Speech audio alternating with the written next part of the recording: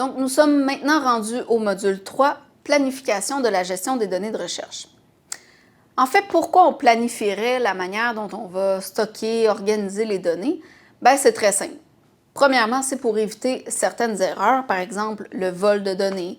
Ça nous est tous arrivé de perdre des fichiers ou encore d'avoir des coûts imprévus parce qu'il faut stocker les données à quelque part et on n'avait pas prévu d'avance où il fallait les stocker. Donc, faire un plan de gestion de données va permettre de répondre à toutes ces questions-là d'avance et de prévoir comment on va organiser et stocker les données pour éviter les mauvaises surprises. Aussi, ça nous fait gagner du temps parce qu'on a bien organisé les données et on ne va pas chercher les données, avoir de la difficulté à les trouver parce que c'est mal nommé, etc. Par exemple, si on fait partie d'une équipe de recherche, bien, on s'entend tout le monde ensemble sur la même façon de faire, la même façon d'organiser les données. Donc, ça nous fait gagner du temps. Du même coup, ça augmente la qualité de la recherche parce qu'on est beaucoup plus rigoureux dans notre façon d'aborder la donnée. Si on décide, par exemple, de partager nos données à la fin de notre projet de recherche, et ça, il faut y penser à l'avance aussi parce que ça peut changer, par exemple, notre formulaire de consentement, etc. Donc, si on décide de partager nos données, ça permet d'accroître l'impact de notre recherche, donc parce qu'on va faire connaître notre recherche beaucoup plus. Donc, bref, quand on planifie, c'est vraiment avantageux. Comment on planifie concrètement notre gestion des données de recherche? Bien, on peut faire ce qu'on appelle un plan de gestion des données, qui est notamment exigé lors d'une demande de certification éthique à l'UQTR, dans le cadre d'un projet impliquant des êtres humains. Donc, un plan de gestion de données ou ce qu'on appelle aussi un PGD.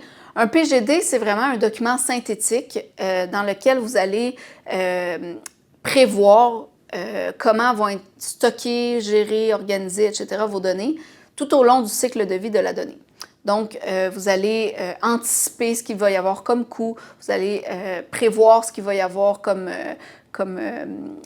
solution si jamais quelqu'un décide d'arrêter le projet, etc. Vous allez tout prévoir dans votre plan de gestion de données. Mais c'est un document qu'on veut quand même assez succinct et assez clair.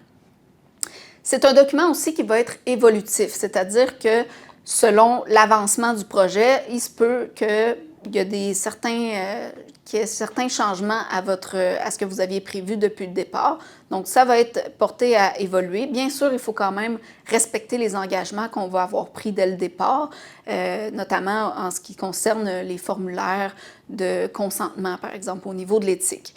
Mais outre ça, on peut modifier aussi le plan de gestion de données selon l'évolution du projet. Pour concrètement remplir un plan de gestion de données, il existe le modèle UQTR que vous allez pouvoir consulter directement sur la page de la formation. Donc, il y a le modèle UQTR qui existe, qui est un modèle très, très générique, très, très multidisciplinaire, qui s'applique à toutes sortes de projets. Dans le modèle, il y a des directives pour vous aider à répondre aux questions. Donc, il y a une vingtaine de questions à peu près dans le plan de gestion de données.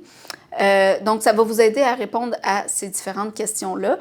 Il y a des directives, mais il y a aussi des exemples, donc pour vous permettre d'avoir des exemples concrets de réponses aux questions. Mais ce ne sont que des exemples, donc il ne faut pas les reprendre si ça ne s'applique pas à notre projet de recherche.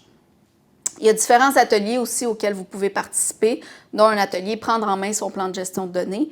Et il y a différentes ressources aussi que vous pouvez consulter. Notamment, vous pouvez utiliser un outil qu'on appelle Assistant PGD, qui est une plateforme tout simplement pour remplir un plan de gestion de données. Et quand vous vous inscrivez avec votre adresse UQTR, vous allez avoir accès au modèle UQTR aussi, là, qui est disponible en Word dans la page de formation. Mais dans Assistant PGD, ça permet simplement de pouvoir gérer plusieurs plans de gestion de données à la fois et d'intégrer des collaborateurs aussi à votre plan de gestion de données. Donc, vous allez retrouver le même modèle dont il est question avec les différentes directives et les exemples.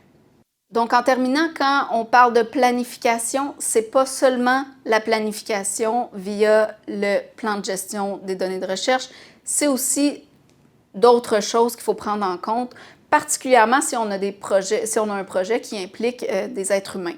Donc, si votre projet implique des êtres humains, il faut bien sûr obtenir le consentement des participants et aussi réfléchir à la diffusion éventuelle des données. Donc, est-ce que vous allez permettre une réutilisation secondaire de vos données? Est-ce que vous allez partager les données de recherche publiquement?